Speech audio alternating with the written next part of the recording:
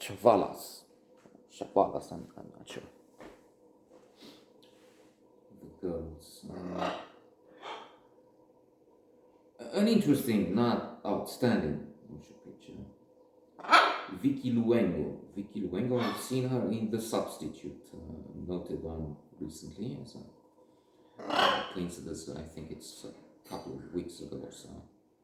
It was a story of a policeman sent to this province in Spain where he uncovers some bad things. This is the way of a policeman. That's a job. For a detective. I was reading in the upside of your downside. There is something to negativity. Some jobs require that because we need to be positive and optimistic overall. That ensures longer lives, better professional, private lives, healthier, and so on.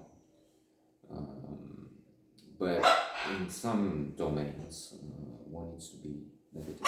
The optimistic kind sees better the big picture, but it's not good on details. But you need details when you're doing detective work. Financial analysts need to be on the lookout for mistakes with negative framework details.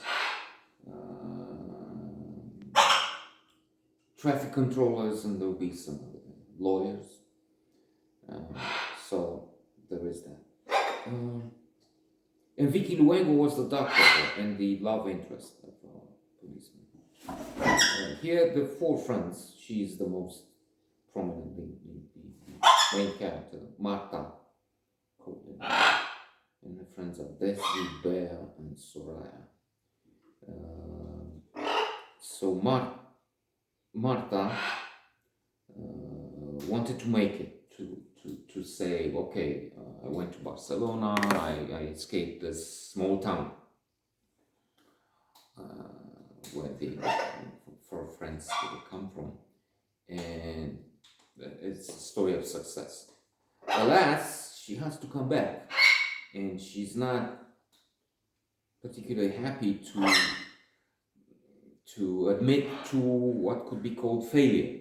Come to the big city, and instead of saying, "Oh, look, photography is I'm now working with Vogue, and they invite me to New York," and so no, it's back, and then having to accept doing work for a local photographer in what looked like not really disgusting work, but still menial. I mean, tacky, doing things for events, for weddings, and that's not.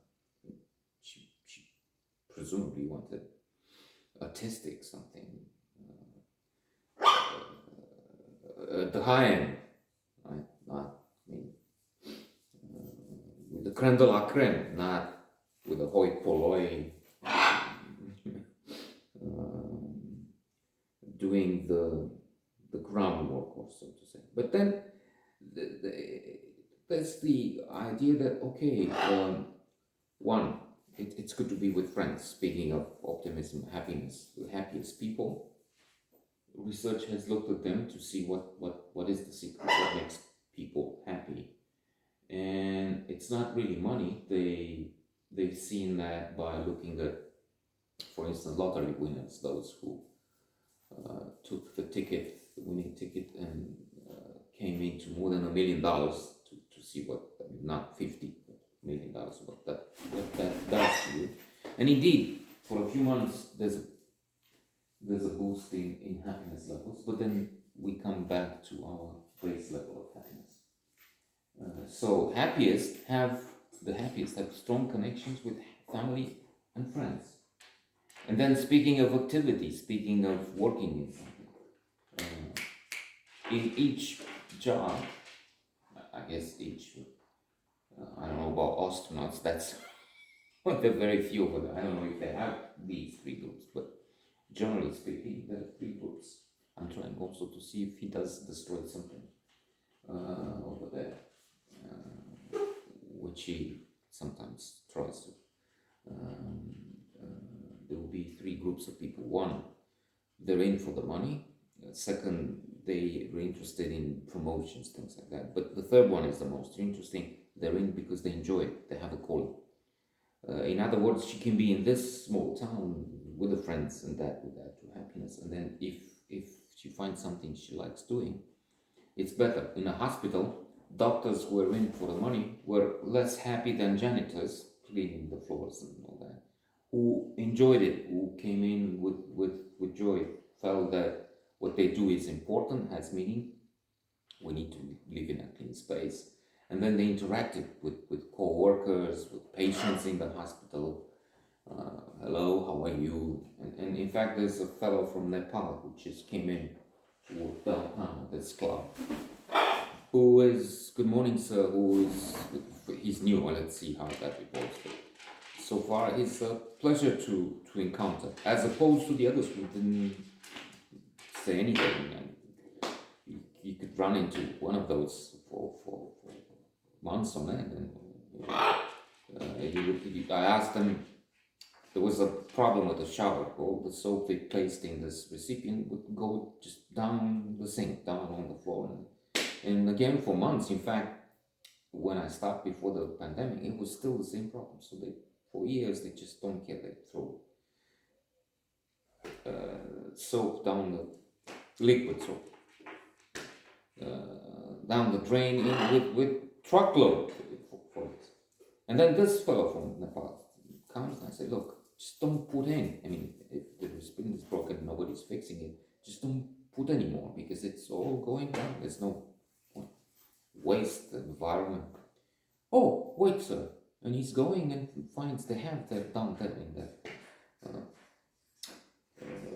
rooms. There is spare parts. And he brings this thing for inside and for a week now it's fixed. And he fixed it like that.